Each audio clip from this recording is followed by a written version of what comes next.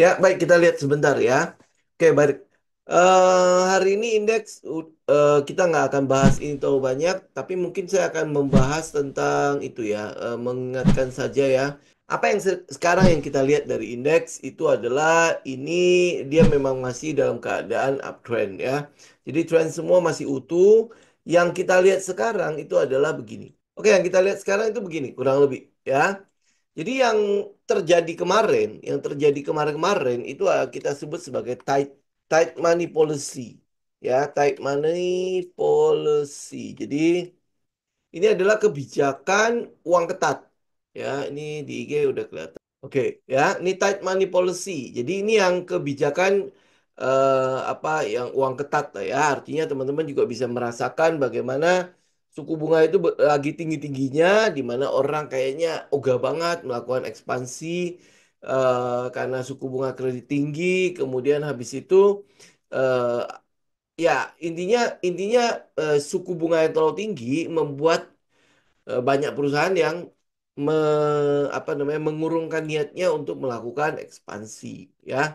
Jadi ya sembari melihat lah kalau mau sampai kapan ini kenaikan suku bunganya itu akan terjadi. Karena itulah kita sering sebut keadaan ini sebagai risk off ya, risk off. Jadi artinya kalau dari sisi investor, mereka akan melihat bahwa oh, ini berarti ada sedikit bahaya di pasar modal ya. Jadi ini ada resiko yang cukup berbahaya. Kenapa? Karena perusahaan ogah melakukan apa namanya ekspansi.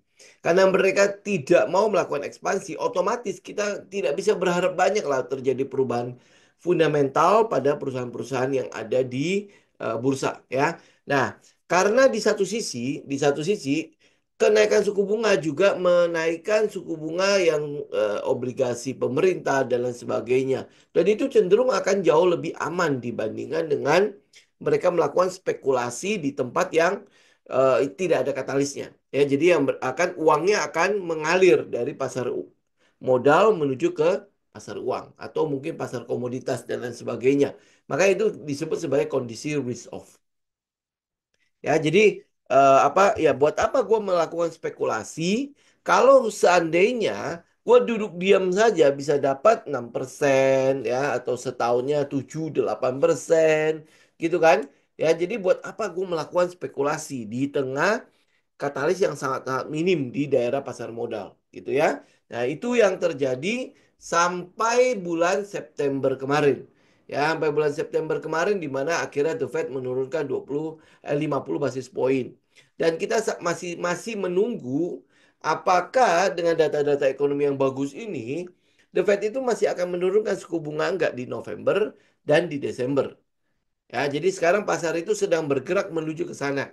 Jadi pasar mulai bergerak dari yang ini, dari keadaan ini, oke, dari keadaan ini menuju ke easy money policy. Mana teksnya ya? Oke, ya, jadi menuju ke easy money policy. Oke, ya, easy money policy artinya akan ada keadaan di mana suku bunga itu akan cenderung turun, akan cenderung murah. Ya, akan cenderung murah. Karena itulah makanya kita sebut sebagai easy money policy. Jadi untuk mendapatkan kredit kemungkinan besar akan jauh lebih mudah karena cukup banyak likuiditas di sana. Kemudian habis itu suku bunga yang ditawarkan juga akan cenderung lebih murah. Nah, itu kita sedang menuju ke arah situ. Sedang memprice in ke arah ini. Ya, karena itulah makanya kita sebut keadaan ini nanti ya akan menjadi keadaan yang kita sebut sebagai risk on. Ya, risk on. Artinya akan ada aliran uang, akan ada aliran uang dari pasar modal, dari pasar uang keluar menuju ke pasar modal. Ini yang sedang kita price in. Jadi ini yang sedang dilihat oleh market. Sudah terjadi belum sekarang? Ya tentu belum ya. Oke, jadi tentu belum. Tetapi ini menuju ke arah risk on atau isi money policy. Dan kita mulai lihat Bank Indonesia nanti mungkin tanggal berapa ya Bank Indonesia? Sebentar kita cek dulu ya. di tanggal 16 kalau nggak salah ya. Nih ya, tanggal 16 Oktober itu akan ada pengumuman suku bunga lagi. Ya, kita harapkan adalah adanya penurunan lagi suku bunga di sini.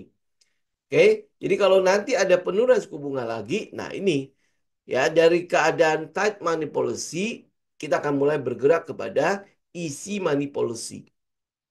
Oke, dari keadaan risk off, kita akan bergerak menuju keadaan risk on. Ya, ini yang kita sebut sebagai katalis. Ya, kita bisa ukur katalisnya.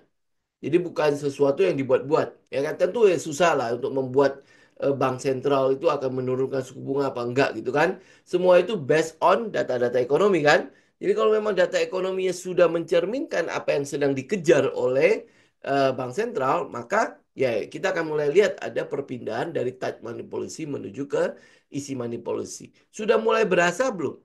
Ya sudah mulai berasa belum ya? Tentu belum.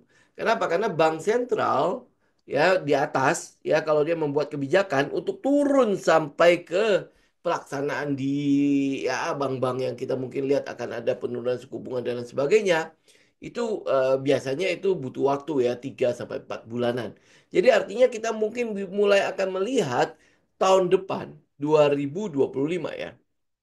Ya, 2025 itu akan ada isi money policy itu akan mulai terjadi di 2025. Jadi artinya risk on itu akan mulai terjadi. Kita mulai bisa melihat lah kalau indeks kita, ya indeks kita kan sudah mulai tuh, ya sudah mulai melakukan pemanasannya di bulan September kemarin. Jadi pemanasan sudah mulai terjadi, ya sudah mulai ada rally-nya, kemudian habis sudah pullback. Ya ini dia masih dalam keadaan pullback. Oke.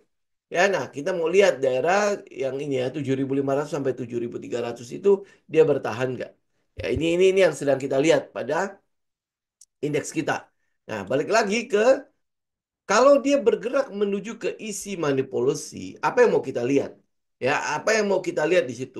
Tentu yang pasti yang kita akan melihat adalah adanya sentimen menuju ke mereka yang berhubungan dengan ya apa namanya kredit-kredit begini. Ya, dari sektor yang namanya properti, ya sektor properti, karena di situ ada namanya KPR. Ya, ada sektor properti yang di KPR, kemudian habis itu sektor otomotif, karena itu ada hubungannya sama KPM, kredit kepemilikan mobil. Betul ya? Oke. Nah, ini dulu ini yang kita lihat dulu dua ini. Karena itu udah pasti akan berhubungan dengan perbankan ini. Karena kalau isi money policy, jadi ya berarti dari KPR dan KPM itu akan jauh lebih mudah. Bukan maksudnya jauh lebih mudah, tetapi bunga yang ditawarkan akan jauh lebih murah dibandingkan dengan keadaan sekarang. Nah, apakah itu langsung serta-merta menuju ke sana? Tentu tidak ya. Kita masih akan melihat adalah bagaimana daya beli di masyarakat. Terutama untuk di Indonesia ya. Daya belinya bagaimana? Karena kita tahu bahwa di dalam 5 bulan belakangan ini, kita sudah mengalami deflasi yang berturut-turut turun. Artinya itu bisa jadi daya beli di masyarakat itu cenderung turun. Oke? Nah, kita kita breakdown nih. Kenapa daya belinya turun? Ini yang mesti kita lihat agar ya kita jangan sampai kejebak bahwa oh nanti apakah akan ada langsung masuk ke apa isi money policy kemudian langsung euforia. Oke? Kita mulai breakdown itu ya daya beli ini. Kenapa dia turun? Ada beberapa hal yang menunjukkan daya beli ini turun. Oke? Nah, orang Indonesia ya kebiasaan kita lah untuk terutama untuk generasi-generasi sekarang lah ya. Kita cenderung akan jauh lebih mudah untuk melakukan belanja. Ya, kebiasaan kita untuk melakukan belanja itu cukup tinggi. Ya, cukup tinggi. Kita bisa lihat dari mana? Kita bisa lihat dari adanya apa program pay later dan itu disambut. Ya itu disambut. Teman-teman bisa cek lah nanti program pay later itu sudah sudah diambil itu berapa triliun rupiah di daerah situ. Belum lagi kita bicara mengenai pinjol, ya pinjaman online. Pinjaman online itu juga sekarang lagi cukup ini ya, cukup kita bilang cukup besar lah ya. Eh, Teman-teman bisa lihat lah datanya ya. Kita bisa lihat misalnya contoh ya, kita lihat nilai transaksi pay later. Oke, nih, nilai transaksi pay later itu ada 33,67 juta. Teman-teman bisa bayangkan ya, 33,67 juta selama 1 bulan per Juni berapa ya? Per Juni Juni mana Juni 2020 mana dia? Nanti saya posting ini di itu aja ya teman-teman ya di tele ya. Jadi biar teman-teman baca sendiri ya. Tapi yang kita lihat adalah ini Juni eh nih nggak tahu lah ya.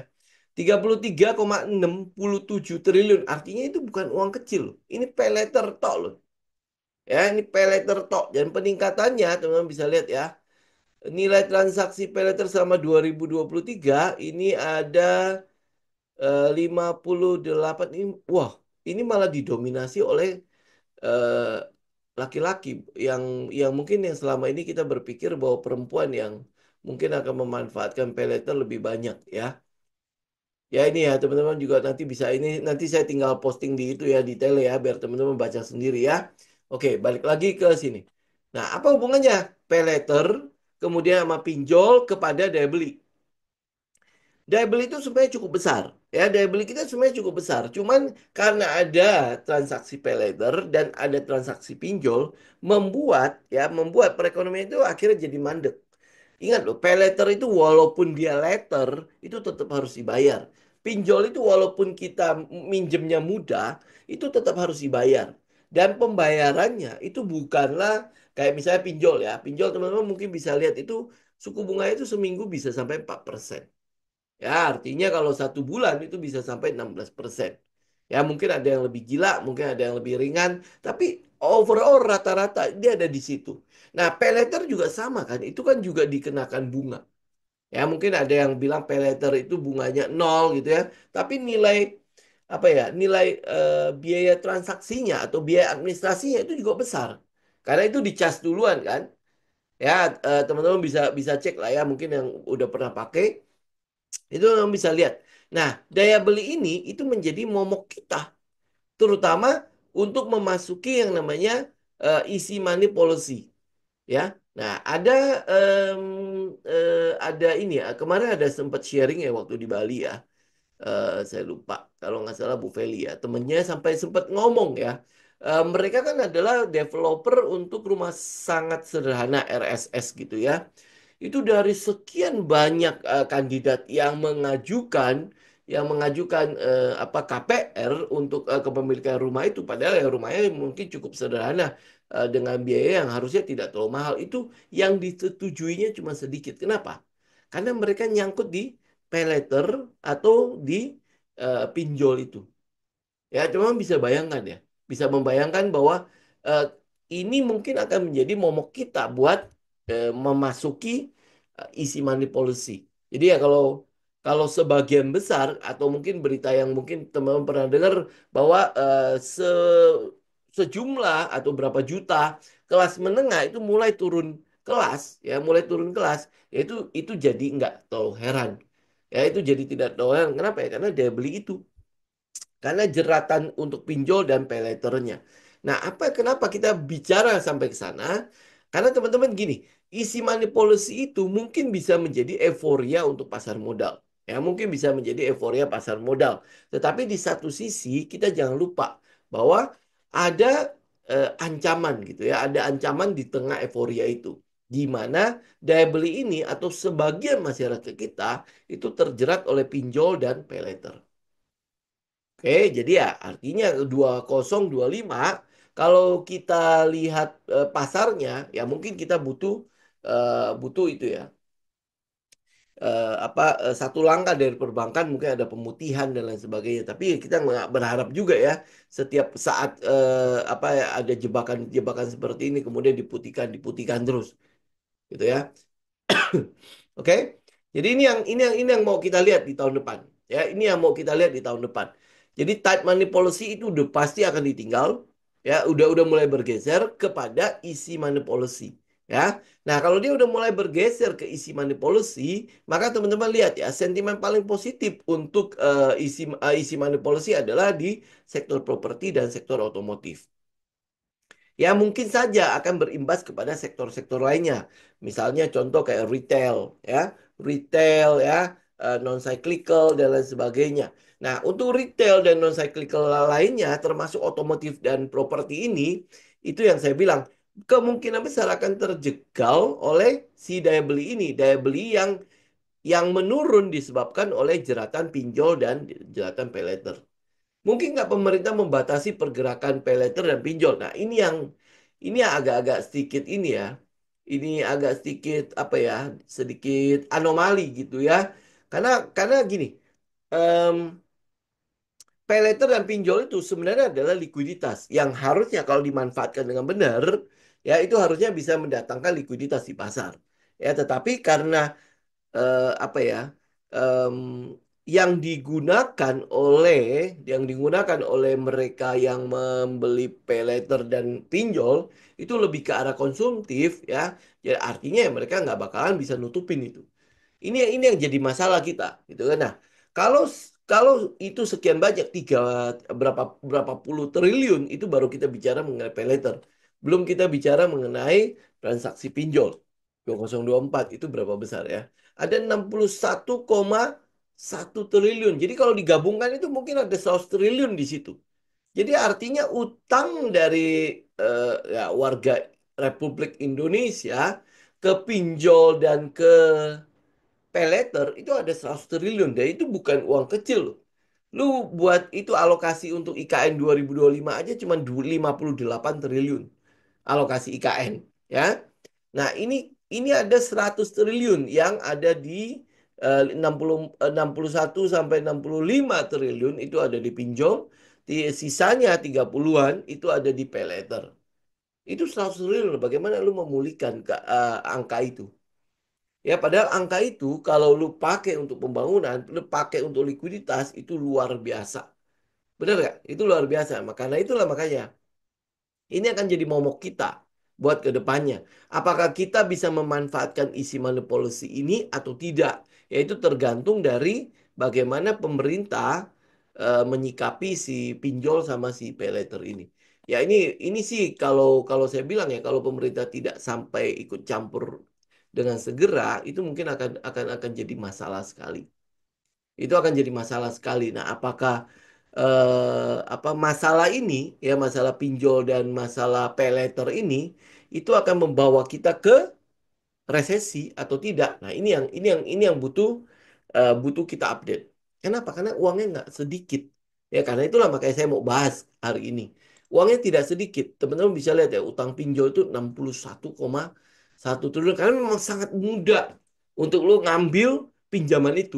Sangat mudah. Tapi lu udah ngambil, bunganya kan itu benar-benar luar biasa ya. Ya. Jadi kalau lu lihat ya, saya juga ini teman-teman, ini tanggal 1 Oktober 2024 itu sudah 72 triliun. Ini tadi tanggal berapa ya? Ini Februari 2024 itu 61,1 triliun. Ya, kemudian habis itu tadi berapa ini? Per Agustus per mana tadi?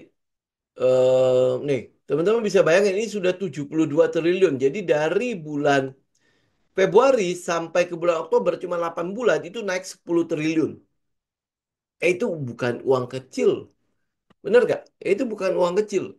Nah, ini yang perlu teman-teman perhatikan. Apakah eh, ini bakalan tambah besar ya, itu akhirnya menjadi gunung es dan akhirnya malah mendatangkan sesuatu yang tidak terlalu bagus untuk perekonomiannya kita, untuk perputaran uang di masyarakat dan lain sebagainya. Itu teman-teman butuh perhatikan.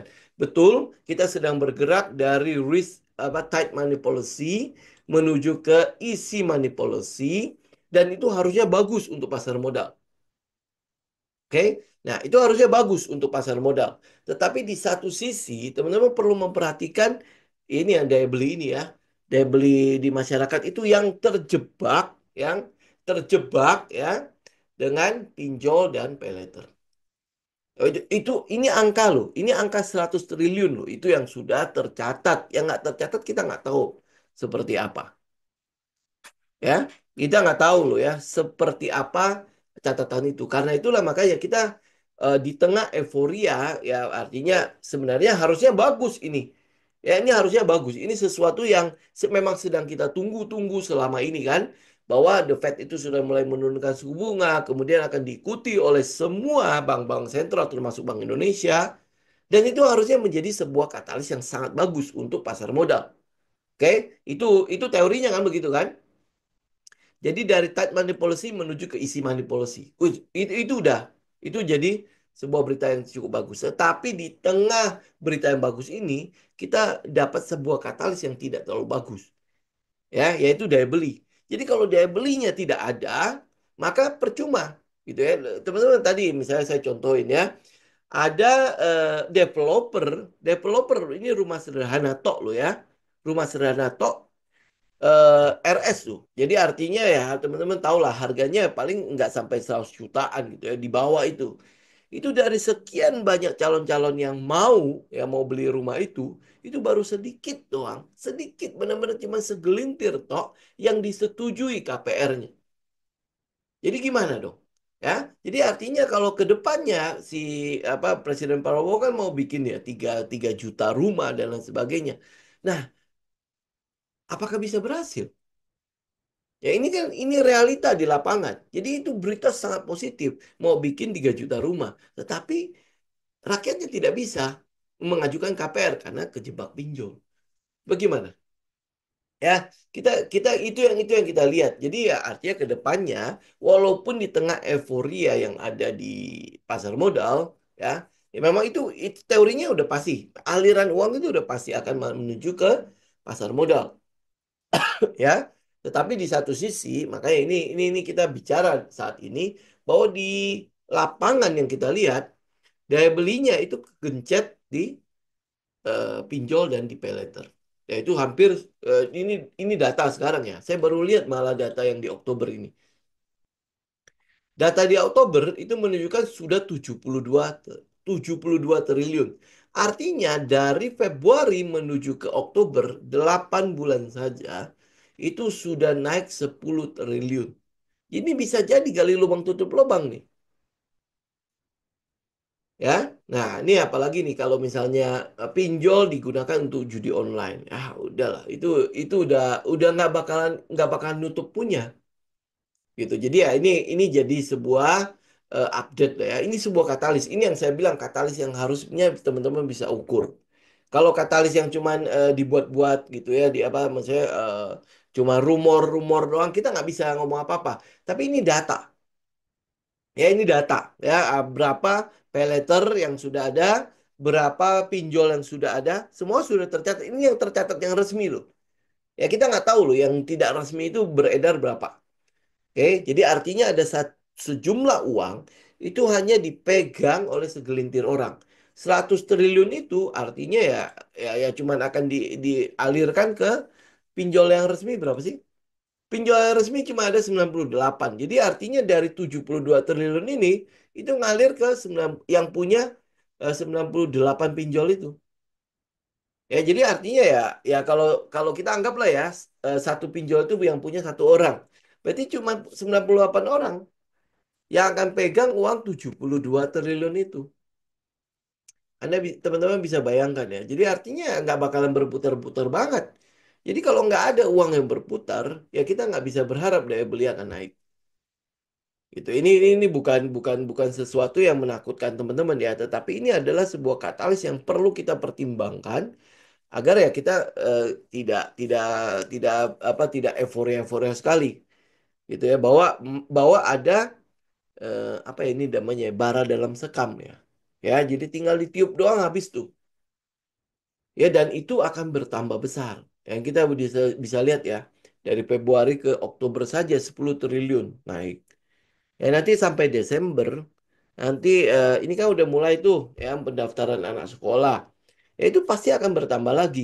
Nah ini akan akhir tahun ya sampai ke tahun depan itu kira-kira seperti apa? Oke ya. Jadi kalau teman-teman lihat berita soal penurunan kelas menengah dan lain sebagainya, ya kalau lihat data ini lebih clear lagi kan. Harusnya kita clear banget. Uang itu larinya kemana? Uang itu kemana gitu sehingga terjadi penurunan kelas-kelas menengah itu dan itu bukan sesuatu yang baik-baik saja gitu ya Teman-teman tahu APBN kita kan 2.000 triliun lebih ya. Ini sudah kisarannya sudah 0,5% dari APBN. Nah, jadi ya udah ya, teman-teman tinggal simpulkan sendiri ya. Kita betul sedang bergerak dari kondisi risk off ke risk on dan itu bagus untuk pasar modal. Ya, secara teori itu bagus untuk properti, untuk otomotif. Nah, pertanyaannya, kenapa properti dan otomotif kok tidak bang gitu loh, ya? Tidak bung bung bung bung gitu ya. Nah, kalau teman-teman lihat data lebih lanjut, ya itu karena itu. Ya, karena pinjol dan pay later itu yang akhirnya menurunkan daya belinya. Yang akhirnya membuat kita bilang apa ya? Daftar hitam ya. Ya, benar ya, daftar hitam dari banyak sekali yang harusnya mereka bisa membeli properti, tapi akhirnya tidak bisa membelinya dalam dalam bentuk kredit. Ya, dan itu cukup berbahaya sebenarnya untuk properti dan untuk otomotif yang harusnya mendapatkan katalis positif. Ini aja saya mengupdate-nya ya. Oke, teman-teman ada pertanyaan nggak? Sebenarnya kalau ada emiten yang memberikan pinjol itu bagus. Ya, tetapi kan tidak ada. Ya, tidak tidak ada. Yang kita mungkin bisa lihat itu paling yang kartu kredit, ya. Yang paling yang kita bisa lihat itu kartu kredit. Kalau kartu kredit ya paling dia pay later ya, atau mungkin dia cicilan gitu ya. Tetapi kan tidak terlalu besar ya. Orang mungkin bergerak ke pinjol. Pinjol akan jauh lebih besar. Kita bisa lihat tadi pay letternya cuma 30 triliun lebih. Tapi pinjol itu bisa sampai 70 triliun lebih. Itu akan jauh lebih besar. Akan jauh lebih cepat gitu. Dan kita nggak punya. Kalau nggak salah nggak ada emiten yang pinjol di Bursa Efek Indonesia. Arto ada pay letter ya. Oke, kita coba lihat ya. Sebenarnya kalau pay letter itu harusnya cukup banyak lah, kayak apa Goto segala macam itu kan harusnya punya juga yang apa terus apa lagi ya? Saya lupa. Itu loh yang Dana, OVO, GoPay ya, oh, GoPay ya. Itu harusnya ada. Ya, harusnya ada dua-duanya ya. Nah, itu makanya. Maksudnya dia ada pinjol juga Goto. Teman-teman lihat ya, ini kalau kita lihat Arto. Arto ini baru baru mulai selesai turun ya kayaknya ya. Oke, dia baru mulai teman-teman bisa lihat kan dia naik kemudian habis itu turun. Nah, oke. Ya, mungkin dia baru akan mulai. Dia baru mulai sideways. Ini yang di weekly. Kita lihat di daily-nya. Nah, ini klimaksnya udah mulai ketahuan. Berarti di daerah klimaks, kemudian habis itu secondary test dan sebagainya. Teman-teman tinggal itulah ya. Tinggal urutin aja ya. Ini klimaksnya, ini klimaks, kemudian habis itu ini ST, berarti AR ini berarti trading range ya. Ini trading range-nya, jadi ya kita tinggal tunggu di akhirnya. Tapi kita nggak tahu ya, apa untuk saham-saham yang berhubungan bank digital itu akan seperti apa. Ya akan seperti apa kita belum tahu. Katalisnya juga, ya teman-teman cek cek cek cek ini jadi. Oke, GoPay Letter itu ada pinjaman juga. Oh, dia ada pinjaman juga ya GoPay ya. Ya, kalau pay later banyaknya nggak dibayar bukannya boncos, Pak. Betul, betul. Cuman ya ini mungkin mungkin gimana ya? Apa ya? Ya itu pasti ada inilah. Kalau yang saya tahu ya, contoh misalnya kayak asuransi, apa asuransi, kayak misalnya kredit, gitu ya. Kredit itu mereka mensyaratkan adanya jaminan kan. Kalau kredit ya, kalau saya pay later segala macam pinjol saya nggak tahu. Tapi kalau misalnya kayak kredit ya, kredit kepemilikan, kredit usaha, kredit kepemilikan mobil atau rumah dan lain sebagainya, mereka kan butuh jaminan. Kayak misalnya KPR lah ya. KPR yang pun butuh cek tempat kerja kita, benar nggak gaji dan lain sebagainya ya, usaha dan sebagainya. Dia butuh ngecek itu kan, ya. Nah, kalau misalnya kredit usaha, mereka butuh jaminan. Ya, lu mau jaminan apalah, aset tanah lah, aset rumah lah, segala macam ya. Nah, mereka punya jaminan itu. Kalau misalnya kartu kredit yang saya tahu itu mereka kan ada namanya asuransi itu ya. Ada yang teman-teman nggak tahu ngambil apa enggak ya. Itu setiap bulan kayak kalau misalnya terjadi apa-apa sama kita, mereka udah mengasuransikan kredit kita gitu kan. Jadi kalau misalnya nggak kebayar, terus orang yang meninggal, mereka udah tek selesai gitu kan. Nah, pay letter sama pinjol nggak ada jaminan ya, hanya KTP doang. Nah, itu yang saya nggak tahu ya. Nah, em, apa namanya? Kalau kalau pinjol ya saya mungkin tahu, oh, ini off the record, nanti mungkin pas di Kopdar aja kita bicaranya ya. Nah, kalau pinjol akhir-akhir ini banyak beredar lah ya, beberapa beberapa teman bercerita mengenai pinjol gitu ya. Nah, itu kalau dia nggak ada jaminan sebenarnya ya, ya kalau kita tahu cara kerjanya itu jadi sesuatu yang wajar. Kenapa mereka butuh KTP? Kenapa mereka butuh tabungan dari orang-orang yang melakukan pinjol gitulah ya. Oke. Ya kita nggak tahu lah ya. Ya itu nanti off the record aja. Oh ya, sebelum saya lupa ya, itu nanti Sabtu ini kita kan ada kopdar ya. Ya, Sabtu ini ada kopdar.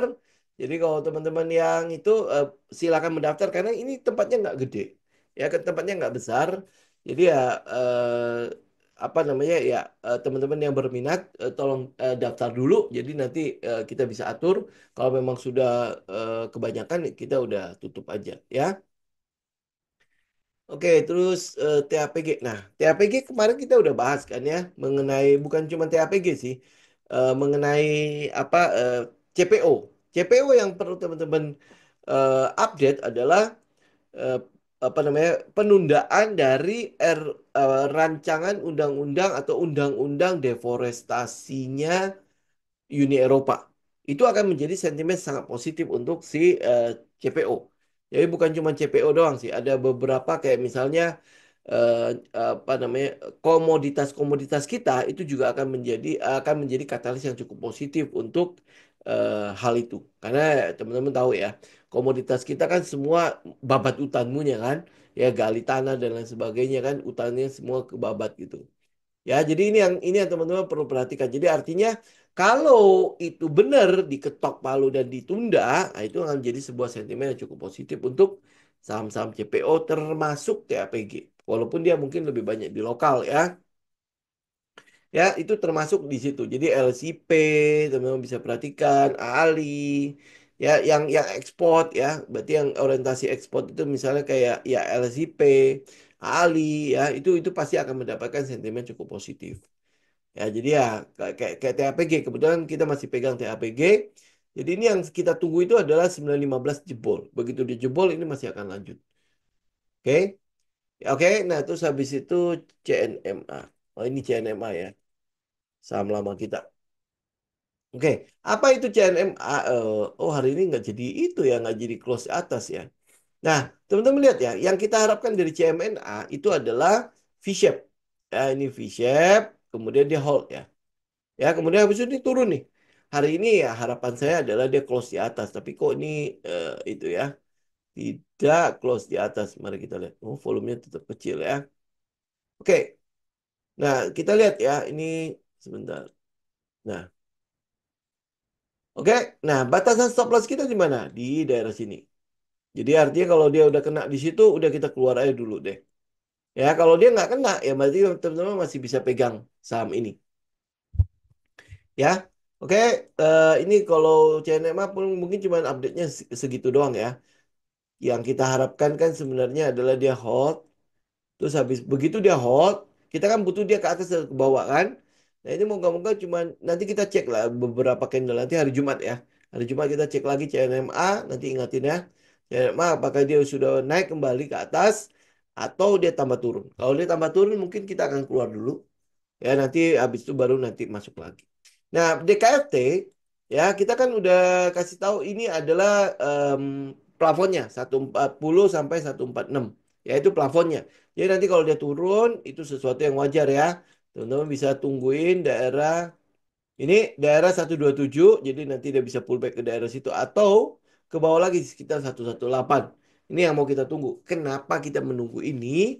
Alasannya udah cukup jelas terjadi perubahan pada fundamentalnya si DKFT. Ya, terjadi perubahan pada fundamental DKFT. Kemarin kita update katalisnya itu adalah mengenai smelter yang bertambah.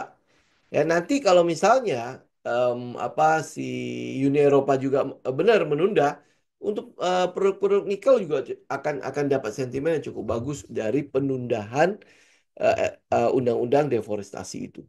Ya, ini harusnya kan apa akan berlaku di Desember kan.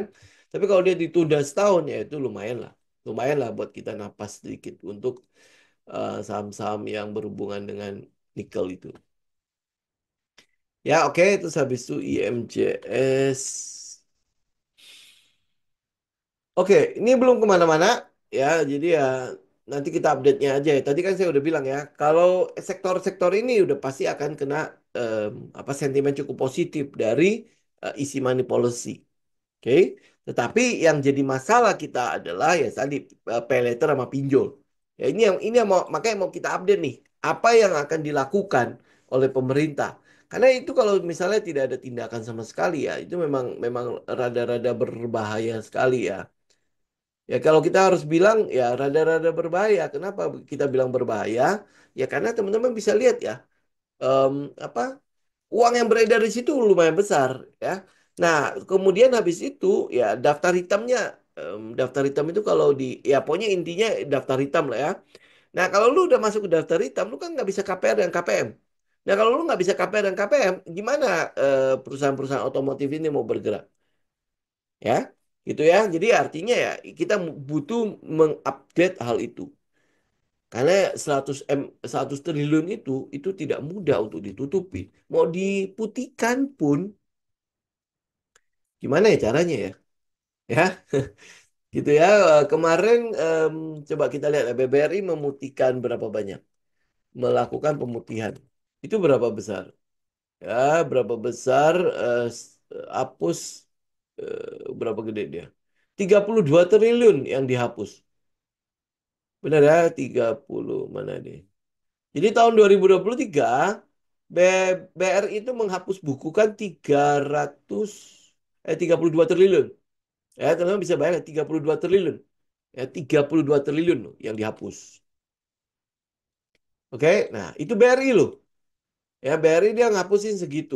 Nah, kalau misalnya pinjol-pinjol itu punya nggak cadangan sebanyak itu untuk ngapus? Itu 70 triliun lebih loh pinjol. Nah, 98 pinjol, ini dia nggak sekelas BRI dong. Ya, pinjol itu siapa sih? Gitu kan? Apa sih? Apakah benar dia mau melakukan pemutihan terhadap eh, apa ya sekitar segitu 70 triliun lebih? Ya, atau nanti mungkin bawa bakalan sampai 3 kali lipat ini nih. Ini udah 2 kali lipat ya, bahkan udah mau mendekati 3 kali lipat yang dihapus bukukan oleh BRI waktu 2023. Ya, tetapi teman-teman mesti tahu loh, 2023 walaupun dia menghapus tagihan kredit ini, Kak, menghapus tagihan kredit ini, si BRI itu juga punya aset yang disita itu juga banyak aset-aset yang disita. Ya, walaupun akhirnya dilelang segala macam. Itu kan artinya ya mungkin segini itu nggak ada artinya untuk BRI. Nah, pinjol-pinjol mau nggak ngapus bukuan itu? Kalau nggak, ya gimana caranya yang begini-begini? Kayak misalnya tadi ada yang nanya mengenai Bevin segala macam ya. Itu gimana? Gitu, dia mau mendapatkan em, customer. Lu ngajuin KPM, begitu dicek di Bank Indonesia, kena daftar hitam. Ya nggak bisa lagi kan? Lu nggak bisa beli mobil jadinya. Lu harus benar-benar punya dana cash untuk beli. Betul nggak? Ya, karena apa? Karena nggak bisa menggunakan fasilitas bank. Ya, kalau teman-teman ya punya nggak punya usaha atau nggak punya em, apa apa kayak kita lah ya kayak kita kalau teman-teman apa seorang trader, lu ngajuin KPR dan KPM itu pasti nggak disetujui. Ya, emang apa dasarnya gitu kan? Apa dasarnya untuk melihat apa kemampuan bayarnya lu? Karena lu melakukan sesuatu yang beresiko kan, ya kan? Nah, ini juga sama. Untuk yang multi finance segala macam ya kita butuh mengupdate katalis-katalis itu. Gitu. Kalau misalnya katalis itu baik-baik saja, ini mungkin akan ada kalau teknikalnya sih udah cukup bagus ya. Ya, yang kita lihat ya. Nah, sekarang yang butuh kita update tuh yang itu. Yang dua itu ya, pay later dan oke, kita lihat NRG.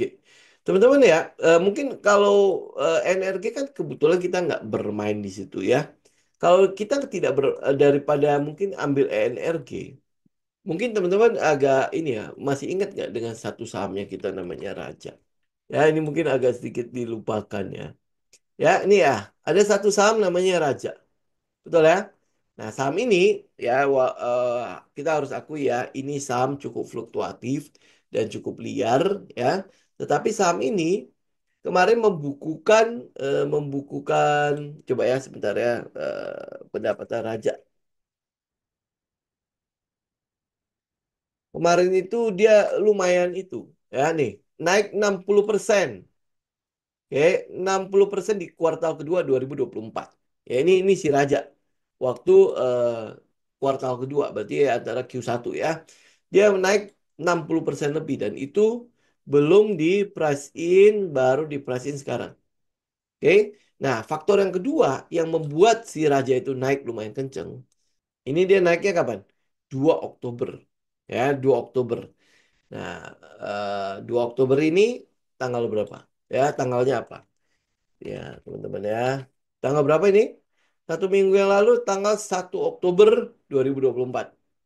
Ya. Jadi ada pelantikan anggota DPR pada tanggal 1 Oktober. Nah, dia naik kapan?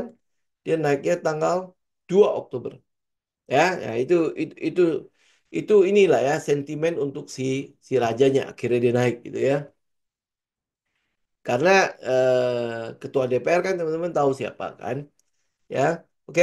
Nah, tetapi di balik itu, ya ini kalau kita ngomong politik lah ya, di balik itu dia memang memiliki pendapatan yang lumayan bagus, ya lumayan bagus. Salah satunya lagi adalah kontrak yang di kontrak saham Raja. Ya, dia barusan mendapatkan kontrak pembuatan pipa. Nah ini, oh ini masih ini, ya di 23 menit yang lalu. Oke, nah ini. Jadi berpeluang meraup 225 miliar ya dari proyek pipa BBM di Kaltim. Oke. Nah, kemarin teman-teman mungkin masih ingat ya, moga-moga masih ingat ya. Apa yang terjadi pada Raja di sini?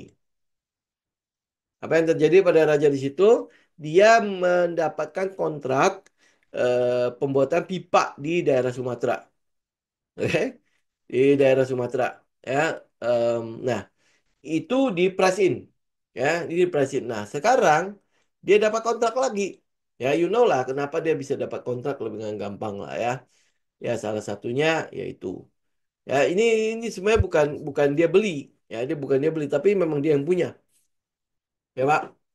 Oke, nah jadi dia dapat proyek ini lagi, ini dapat proyek ini lagi 225 miliar. Oke, jadi ya sebenarnya kansnya itu cukup bagus. Ya dari sisi ini ya, dari sisi dia mendapatkan pendapatan ya di, walaupun ya mungkin ada ini ya, ada kemudahan di balik itu ya, tetapi ini bisa teman-teman perhatikan. Nah, apa yang kita mau perhatikan, kita mau tunggu dia sedikit turun dulu ke daerah sekitar mana nih. Di daerah sekitar 1485. Makanya daripada NRG saya mungkin akan jauh lebih melihat ini karena katalisnya jelas kita bisa ukur. Ya, di satu sisi dia mungkin juga ada ini senggol-senggolan ke politik, ya. Tapi ini clear ya. Dia memang punya proyek. Dia punya proyek. Jadi akhirnya katalis ini bisa kita ukur. Kalau cuman ngandalin dia itu adalah niatit gitu kan, ya. Ya artinya ya mungkin itu menjadi satu satu kemudahan dia untuk mendapatkan proyek gitu ya. Nah, tapi proyek-proyek ini nyata. Ya, proyek-proyek ini nyata dan itu ditunjukkan oleh laba bersih yang berhasil didapat oleh si saham ini. Belum lagi dia ada recurring income loh ya. Recurring income yang didapat dari pipa. Ya, pipanya teman mesti cek yang itu berita yang lama. Ya, berita yang lama di mana ini nih. Pipa dari ini Batam Dumai. Ini udah beroperasi. Ya, udah beroperasi punya nih. Ya, ini yang akhirnya membuat si rajanya naik. Yang dulu ya. Kalau teman-teman pernah pernah ikutin kita, teman pasti tahu lah karena kita sempat merekomendasikan si raja dulu. Nah, sekarang teman-teman mungkin bisa lihat lagi si Raja. Karena apa? Karena proyek-proyeknya yang dia dapat itu ya lumayan oke gitu. Ya. Nah, masuknya kapan? Tunggu dia pullback ini. Karena ini sudah ada tarikan di sini. Artinya sudah hadir si likuiditasnya. Ya, jadi artinya apa? Ya kita mau tunggu dia di bawah. Ya, kita mau tunggu dia di daerah 1400 ini. Oke, daerah 1400. Jadi artinya daerah sini. Ini daerah berapa? 1430 sampai 1480. Itu yang mau kita tunggu untuk si rajanya. Kalau dia bisa diskon lebih jauh lagi di daerah 1300. Ya. Ini adalah si raja. Jadi kalau teman-teman mungkin lihat penyaluran pipanya dan lain sebagainya, ini kan dia dapat recurring income dari situ juga. Gitu. Nah, sekarang masuk lagi em, ini ya pipa BBM di Kaltim. Ya, itu 225 miliar itu pendapatan. Padahal proyeknya itu berapa gede ya? Ini aja teman-teman bisa lihat ya. Ini kan yang Kaltim ya, Tanjung Batu sampai ke Samarinda ya. Ini saja sudah di ini nih. Dia dapat meraih EBITDA, earning before tax dan itu ya semua operasionalnya itu sekitar 200 miliar per tahun. Oke? Itu EBITDA-nya loh ya, 200 miliar per tahun. Jadi artinya itu ya semacam kita dalam tanda petik recurring income-nya. Gede itu. Ya, gede. Dan itu dalam 5 tahun lagi saya pikir ya pasti aman lah dia. Ya, dalam 5 tahun ke depan ya lumayan aman lah ini saham. Betul nggak? Ya, nah, jadi artinya ya kita nggak usah keep sampai 5 tahun juga nggak masalah kan? Kalau kita lihat dari yang dulu itu dari Mei 2022 kita mungkin udah mulai bisa keluar di Agustus 2022. Itu jadi 6 bulan tok kita pegang, cukup lah. Nah, jadi kalau sekarang ini September dia udah mulai, anggaplah kalau misalnya ini ditambah dengan apa kenaikan harga BBM segala macam ya.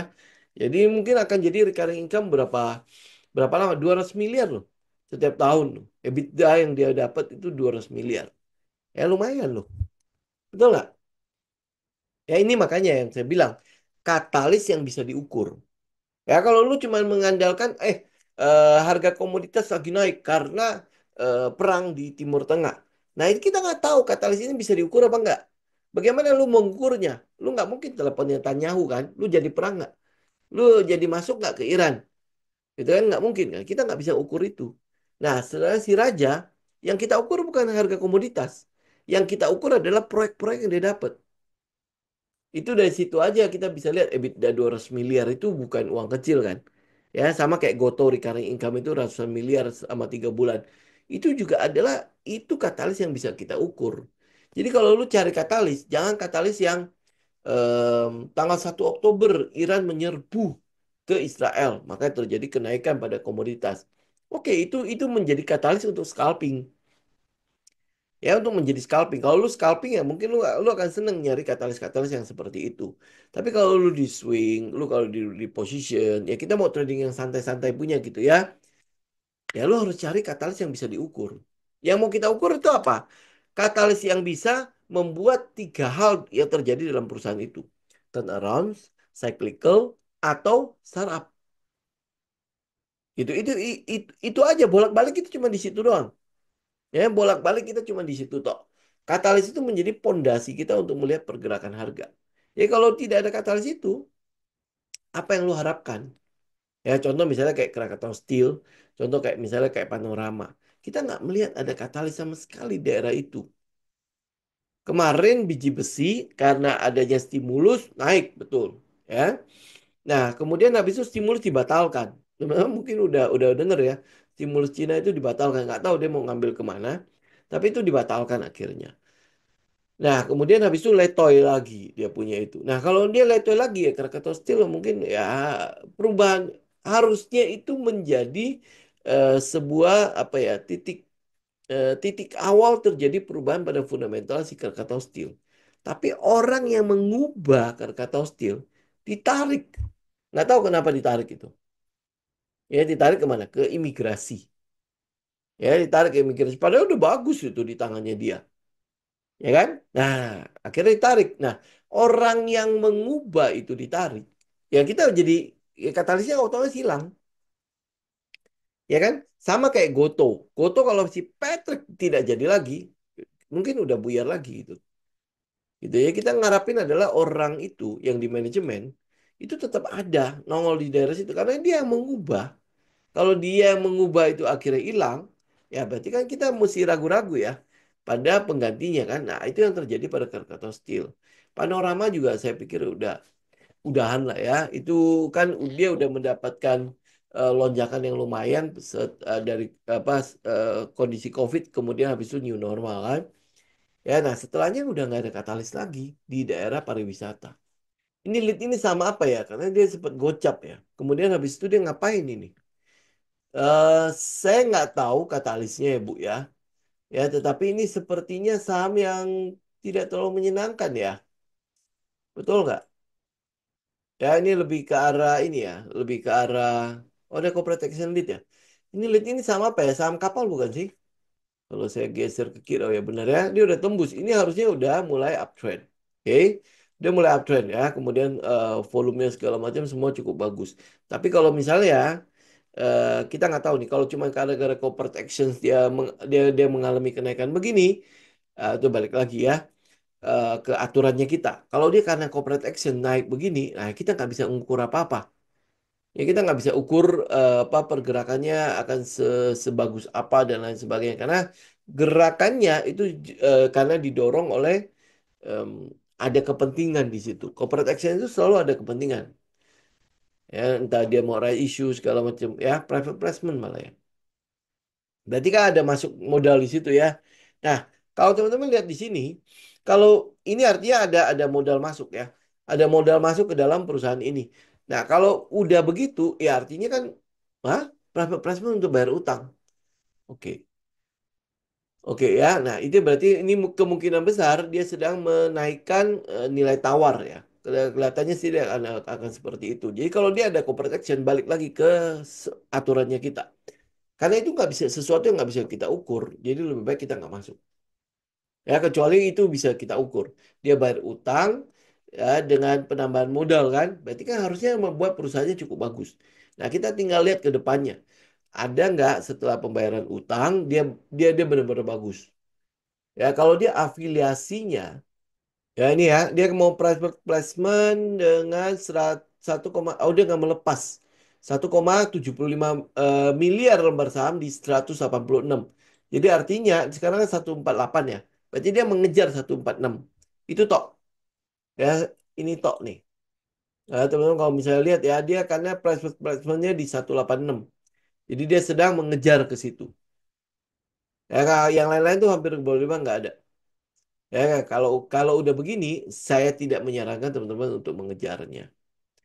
Oke, ya jadi nggak perlu dikejar. Ya, oke. Nah, kemudian BBTN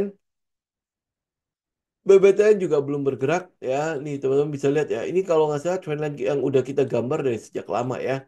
Dia kena trendline kemudian turun lagi.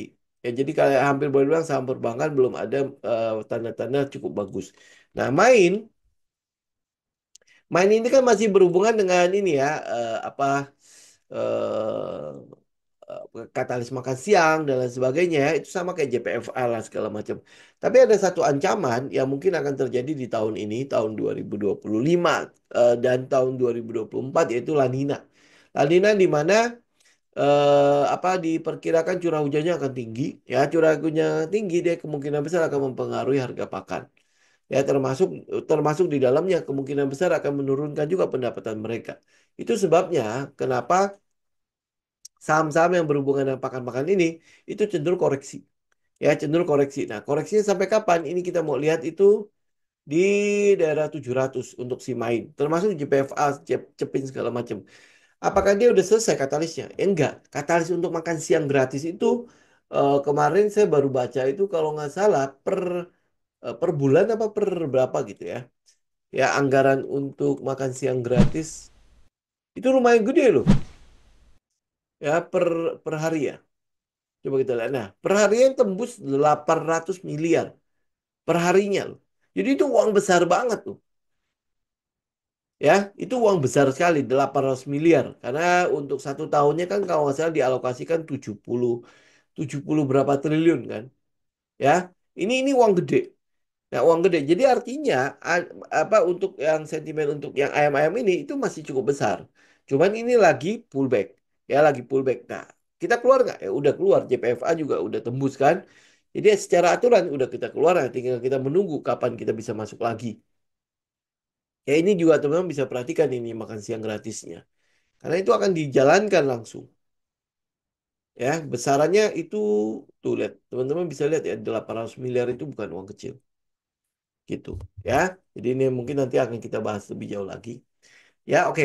Buat terakhir teman-teman, ini jangan lupa ya untuk yang Kopdar itu Sabtu ini tanggal 12 Oktober, benar ya, Sabtu ini ya, 12 Oktober dari jam 10 sampai jam 1 siang di Hotel VNC Alam Sutra. Jadi buat teman-teman yang ada di dekat-dekat situ mungkin bisa gabung ya. Kemudian habis itu ini kalau nggak salah dicari di Google Map itu langsung ketemu kok Hotel VNC-nya. Itu saya udah sempat ngecek beberapa kali. Jadi ya harusnya cukup mudah lah ya untuk diakses. Oke? Ya, untuk yang teman-teman minat, silakan teman-teman bisa hubungi admin ya. Oke? Baik teman-teman, saya pikir saya sudahi eh, market review kita hari ini. Kita ketemu lagi nanti di hari Jumat mendatang ya. Kopdar nggak usah lah, nggak usah bawa laptop. Tapi kalau teman-teman mau bawa ya silakan ya. Kita em, apa ya pasti kita akan bahas mengenai chart dan lain sebagainya. Mungkin agak berbeda dengan kopdar kita waktu di Bali ya Pak. Ya, kalau itu kan benar-benar santai ya. Kalau ini apa memang ada ini ya. Kita memang siapin bahannya itu untuk kita bahas di sana ya. Oke, thank you semuanya. Sampai ketemu lagi di hari Jumat mendatang. God bless semua. Ya, saya izin pamit ya. Thank you. Bye.